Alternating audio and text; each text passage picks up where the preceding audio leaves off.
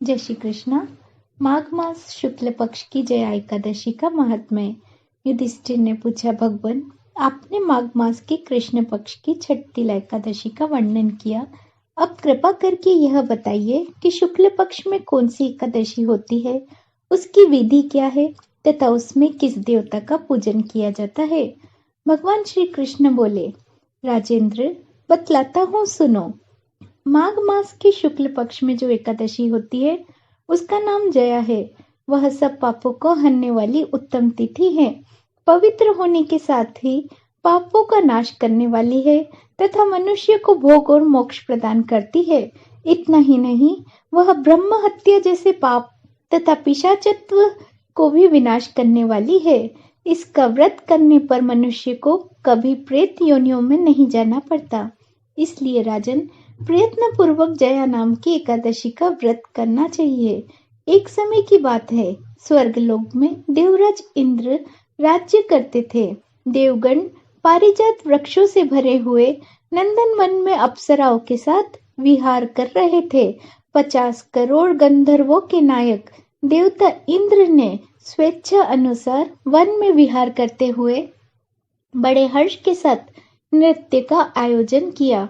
उसमें गंधर्व गान कर रहे थे, जिनमें पुष्यदंत, चित्रसेन और उसका पुत्र ये 3 प्रधान थे। चित्रसेन की स्त्री का नाम मालिनी था। मालिनी से एक कन्या उत्पन्न हुई जो पुष्पवंती के नाम से विख्यात थी। पुष्पदंत गंधर्व के एक पुत्र थे जिसको लोग माल्यवान कहते थे। माल्यवान पुष्पवंती के रूप पर अत्यंत मोहित थे। ये दोनों इंद्र के संतोषार्थ नृत्य करने के लिए आए थे। इन दोनों का गान हो रहा था। इनके साथ अप्सराएं भी थी। परस्पर अनुराग के कारण ये दोनों मोह के विषीभूत हो गए। चित्त में भ्रांति आ गई, इसलिए वे शुद्ध गान न गा सके। कभी ताल भंग हो जाता तो कभी गीत बंद हो जाते। इंद्र ने इस प्रमाद पर विचार किया और इसमें अपना अपमान समझकर वे कुपित हो गए। अतः इन दोनों को शाप देते हुए बोले, ओ मूर्खो, तुम दोनों को धिक्कार है। तुम लोग पतित और मेरी आज्ञा भंग करने वाले हो। अतः पति पत्नी के रूप में रहते हुए पिशाच हो जाओ। इंद्र की इस प्रकार शाप देने पर इन दोनों के मन में बड़ा दुख हुआ। वे हिमालय पर्वत पर चले गए और पिशाच योनि को पाकर भयंकर दुख भोगने लगे। शारीरिक पातक से उत्पन्न ताप से पीड़ित होकर दोनों ही पर्वत की कंदराओं में विचरते रहते। एक दिन पिशाचन ने अपने पत्नी पिशाची से कहा, हमने कौन सा पाप किया है जिससे यह पिशाच योनि प्राप्त हुई है। नरक का कष्ट अत्यंत भयंकर है तथा पिशाच योनि भी बहुत दुख देने वाली है। अतः पूर्ण प्रयत्न करके पाप से बचना चाहिए। इस प्रकार चिंता मग्न होकर वे दोनों दुख के कारण सूखते ही जा रहे थे। देवयोग से उन्हें माघ मास की एकादशी तिथि प्राप्त हो गई। जया नाम से विख्यात तिथि, जो सब तिथियों में उत्तम है, आई और उसी दिन उन दोनों ने सब प्रकार के आहार त्याग दिए। जलपान तक नहीं किया, किसी जीव की हिंसा नहीं की, यहाँ तक कि फल भी नहीं खाए। निरंतर दुख से युक्त होकर वे एक पीपल के समीप जाकर बैठ गए।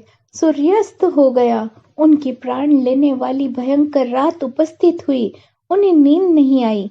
वे रति या और कोई सुख भी नहीं पा सके। सूर्योदय हुआ। द्वादशी का दिन आया। उन पिशाचों के द्वारा जया के उत्तम व्रत का पालन हो गया। उन्होंने रात में जागरण भी किया था। उस व्रत के प्रभाव से तथा भगवान विष्णु की शक्ति से उन दोनों की पिशाचता दूर हो गई। पुष्पवंती और माल्यवान अपने पूर्व रूप में आ गए। उनके हृदय में वही पुराना स्नेह उमड़ रहा था। उनके शरीर पर पहले ही जैसे अलंकार शोभा पा रहे थे। वे दोनों मनोहर रूप धारण करके विमान पर बैठे और स्वर्ग लोक में चले गए। वहां देवराज इंद्र के सामने जाकर दोनों ने बड़ी प्रसन्नता के साथ उन्हें प्रणाम किया।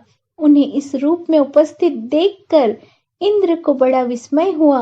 उन्होंने पूछा, बताओ, किस पुण्य के प्रभाव से तुम दोनों का पिशाचत्व दूर हुआ है? तुम मेरे श्राप को प्राप्त हो चुके थे, फिर किस देवता ने तुम्हें उससे छुटकारा दिलाया है? माल्यवान बोला, स्वामिन, भगवान वासुदेव की कृपा तथा जया नाम की एकादशी के व्रत से हमारा पिशाचता दूर हुई है। इंद्र ने कहा, तो अब तुम दोनों मेरे कहने से सुधापान करो। जो लोग एकादशी के व्रत में तत्पर और भगवान श्री कृष्ण के शरणागत होते हैं, वे हमारे भी पूजनीय हैं। भगवान श्री कृष्ण कहते हैं, राजन, इस कारण एकादशी का व्रत करना चाहिए।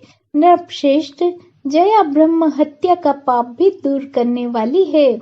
जिसने जया का व्रत किया है, उसने सब प्रकार के दान दे दिए और संपूर्ण यज्ञों का अनुष्ठान कर लिया। इस महात्म्य के पढ़ने और सुनने से अग्निष्टोम यज्ञ का फल मिलता है। जय श्री कृष्ण।